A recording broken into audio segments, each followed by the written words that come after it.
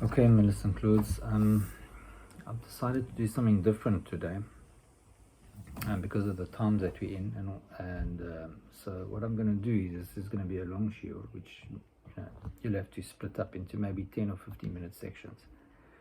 But I want to go through with you what's happening at the moment for a variety of reasons. One is to try and explain things from the point of view of the Torah, because everything's in the Torah, as you know. Hashem looked into the Torah and everything is in it and planned and predicted, and and it gives us guidance. Looking into those things gives us guidance in terms of how to react and what to do.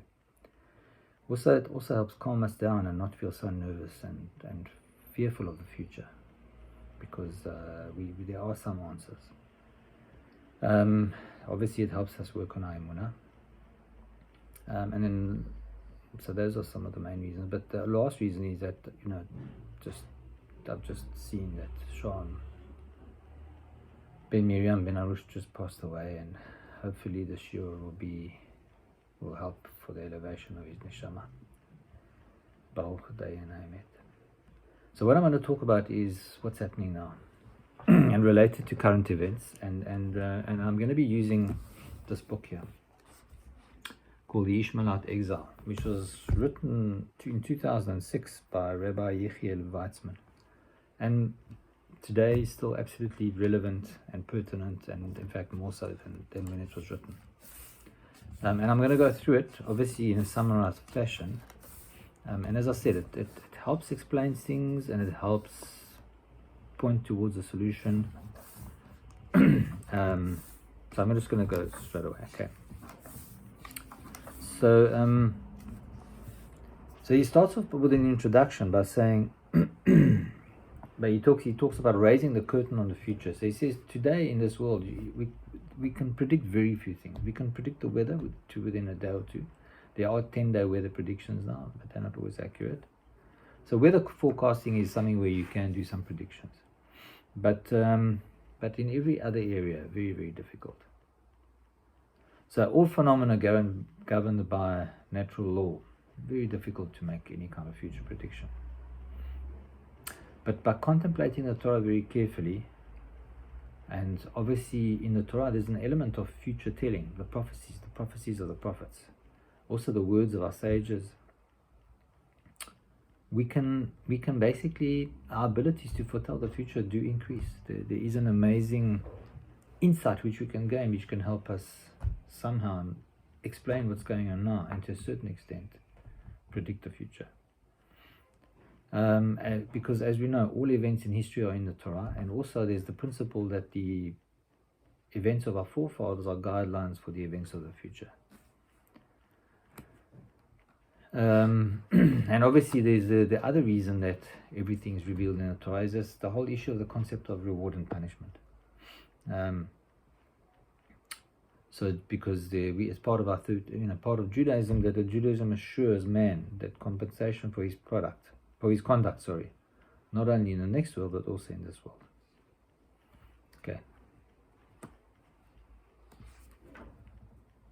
And of course, future events are predicted or spoken about basically to give us some guidance, and to help us use our free will to possibly change the consequences of our current way of living or our current actions.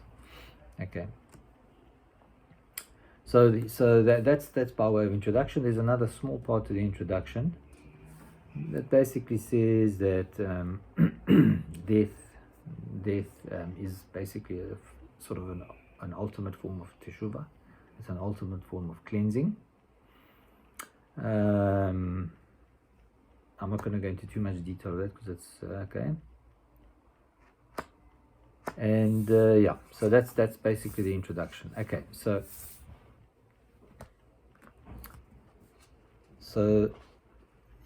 chapter 1, he talks about the current conflict, of the almost insolvable, it seems, conduct or between and conflict between Israel and the Arab nations. Okay, and it's a regional conflict which possibly may even become a worldwide conflict. Um, and the other thing is that basically, if you consider the aim, the stated aims for the establishment of the state of Israel by the Zionists, it was basically to provide a safe place for Jews to live. And it hasn't in fact turned out that way. If you look at the numbers, many Jews have died in Israel, thousands, 20,000, 30,000, and Israel's under assault all the time through its neighbors. So ultimately, that hasn't worked. And sort of kind of saying to somebody in the diaspora, well, look, come to Israel, you'll be safer. Well, it's a bit of a moot point at this stage, it seems like. Okay. So and then, of course, all the other events, the signing of the Oslo Accords, all these things have been dismal failures. They have not worked. Okay.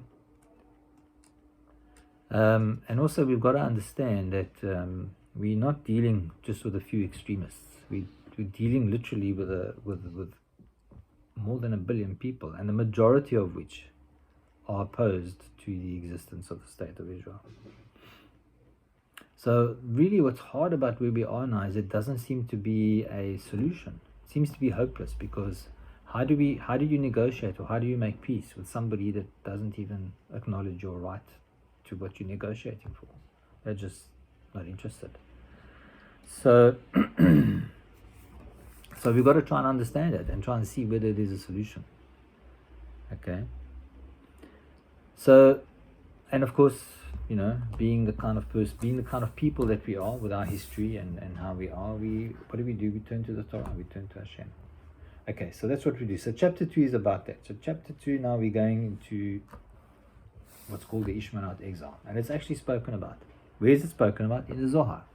So in the Zohar, it tells us that no exile will be as oppressive to the Jewish people as the Ishmaelite exile. That's in the Zohar, part 2, 17:1.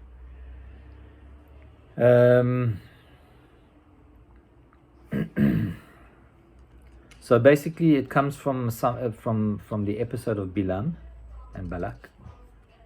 And then it also comes from Devarim 37. Okay, which talks about the end of days. Okay, then then there's a commentary by Metzudat David.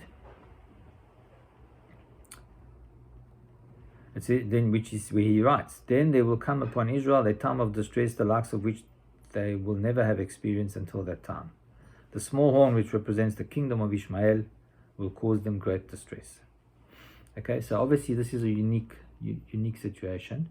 It's not the same as the previous 4 well-known exiles. Okay, and then there's Rabbi Chaim Vital, who was the student of the Arizal. At the end of days, Israel is destined to experience the Ishmaelite exile. The 5th and last exile will be the most difficult of all. It is the exile of Ishmael, who is called Peri Adam, okay, which is a wild man. That's from his book Etz Hadas Tov.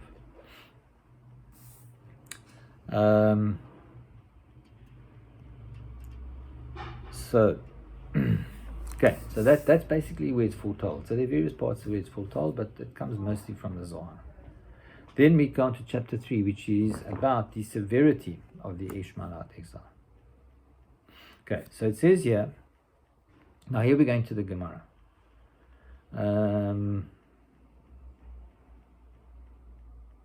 And what we need to do is try and analyze the roots of the conflict. So it says here that Rabbi Ishmael, he was a sage that lived in the Talmudic times.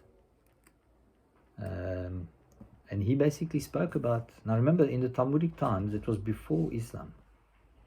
And he speaks about it somehow. It was with obviously Ruach HaKodesh. He says that at the end of days, the crux of our suffering at their hands will revolve around the construction of a building on the location of the Holy of Holies, which is today called the Dome of the Rock. Okay, so he's saying that's the crux of the matter.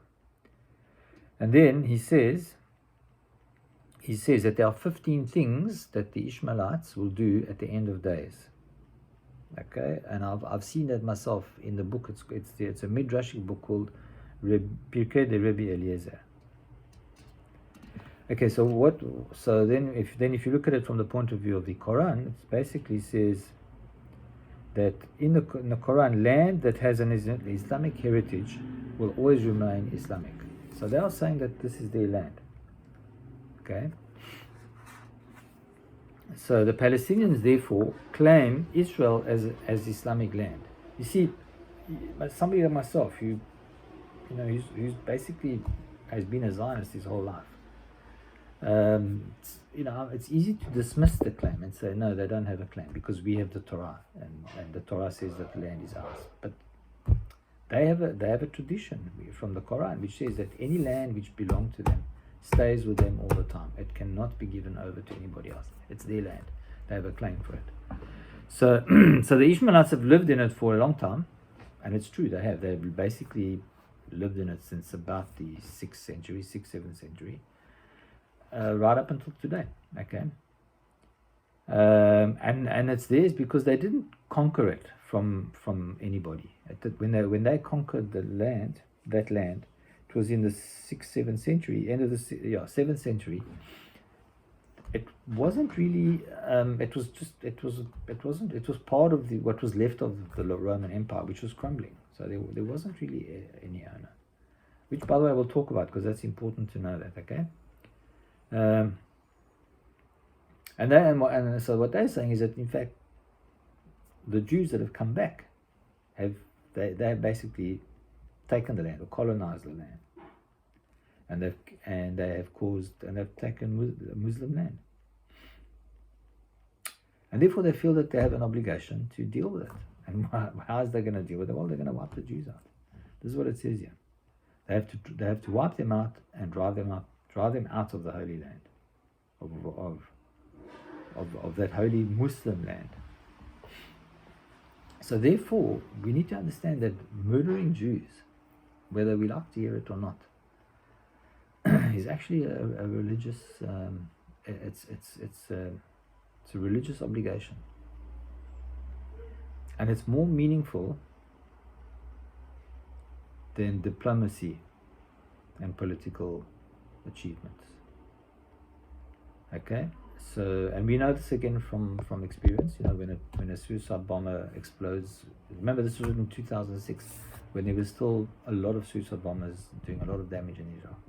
They shout to God, and even now when they're murdering people, they shout to God. They're saying, "We're doing this for you, God, in your name." And what they shout is, "God is great."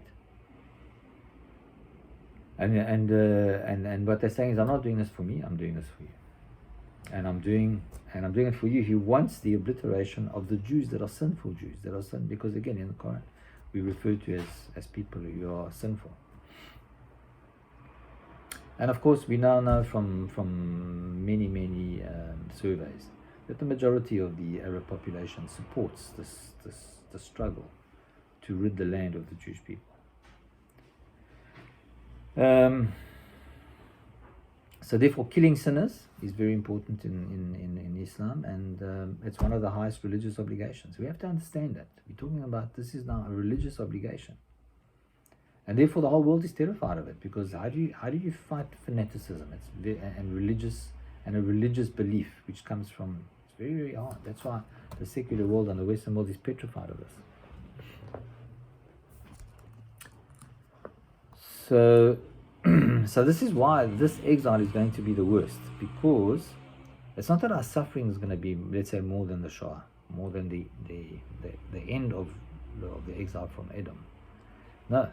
It's going to be the hopelessness at finding a solution. We're going to feel hopeless because it feels like it's this, as they say and as we say, this has been going on for like 100 years now, this conflict, and there doesn't seem to be an end in sight. And of course, we have the whole issue of Rabbi Chaim Vital says that the difficulty of the Ishmaelite exile is that the Ishmaelite is referred to as a wild man.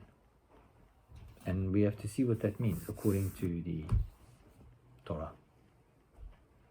Okay, so therefore, now we're on to chapter 4. So we're going to talk about Ishmael. So there's the term Peri Adam, and of course, which means wild man. And what does that mean?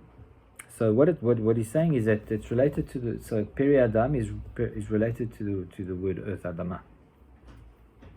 Okay, and it's obviously why we say, for you are dust, and to dust you shall return.